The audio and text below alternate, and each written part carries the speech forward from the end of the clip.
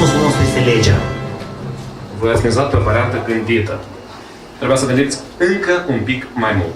A fost foarte bine când ați mizat pe intuiția, da? Care v-a sugerat primul răspuns. A fost foarte bine, da. Nu este vorba de femeie. Dar nu este vorba nici de lege. Care era obiectul dragostii lui Solomon? Înțelepciunea este răspunsul corect. 0-1. Echipa trebuie să se schimbe și capitanul echipei, scriitor, redactor șef al editurii Cartier, Emilian Galaicu Păun. Atunci când stai în dormitor, în pijama și ești deștept tare și răspunzi înaintea celor care stau la masa de joc, dar am vrut să văd cum e să fii în pielea asta. Și m-am convins că e destul de dificil.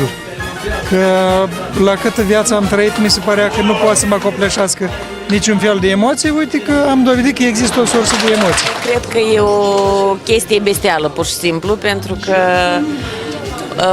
cred că prin ce am trecut acum, n-am trecut de mult și nici nu știu ce să spun, am niște emoții foarte mari. Îmi dau să... Acum încercăm să nu ne certăm, pentru că am avut 2-3 răspunsuri foarte aproape, dar sperăm că Emilian va deveni magistru. Mi-a fost și mie interesant să apar alături de oameni deștepți și cred că am fost o trupă. L-am însoțit frumos pe Emilian. A fost interesant, chiar ne gândeam dacă vom pierde la scor sau vom opune rezistență. S-a primit că chiar destul de reușit.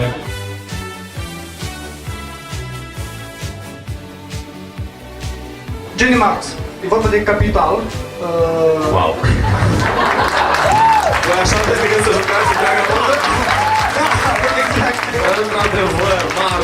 Mi-ar fi plăcut să mă ocup cu treaba asta la vârsta tinerilor ăștia și nu am avut șansa asta și am zis măcar să recuperez acum și pentru că toți oamenii au orgoliu de a fi erudiți. Am și eu un pic orgoliu ăsta și uite, astăzi m-am convins că nu-l chiar am.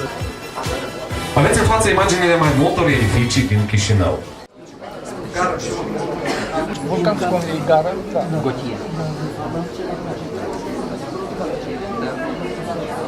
Ce secunde, Emil? Mie mi-e mai dragă o variantă pe care am să o spun și probabil că am să greșesc. Banca. Soborul timpurilor noastre este gara. O experiență nouă, exact cum zicea și Vasile că atunci când stăteam acasă și mă uitam în pijama, eram prea deștept și acum am văzut că de fapt, e altă situație. Dar e o experiență foarte interesantă, o echipă de oameni foarte frumoși, foarte talentați și erudiți și exact o experiență nouă, foarte frumoasă.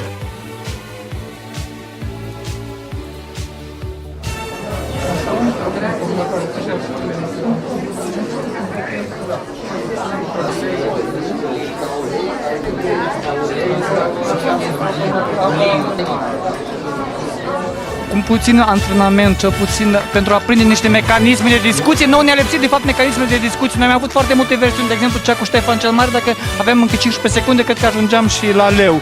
Și alte câteva. Cred că ar fi interesant ca exercițiu intelectual, ar fi unul peste cele pe care le obișnuiesc de regulă, adică scrisul, cititul, pregătirea emisiunilor și multe altele. Până și corecturile mă ajută. Este un aleu lunar la revista Prima Gălăsin și este acordat capitanului acestei echipe.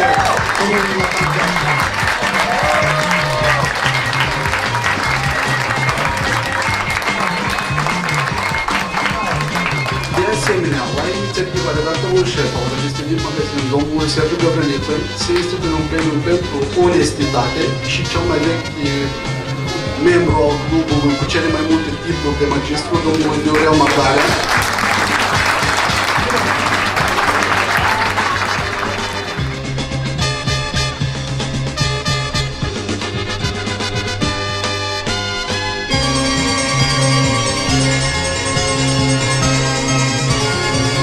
Titlul de magistru este probabil cel mai onorabil titlu în Clubul Moldovenesc Jocuri Intelectuale. Nu știu încă cum mă simt că sunt magistru de doar 10 minute. Este o responsabilitate mai mare. O să trebuiască să demonstrăm cât mai mult în viitoarele jocuri și să aducem tineri noi care să tindă și ei să devină și magistri. Nu mă simt nici mai deștept, nici mai prost.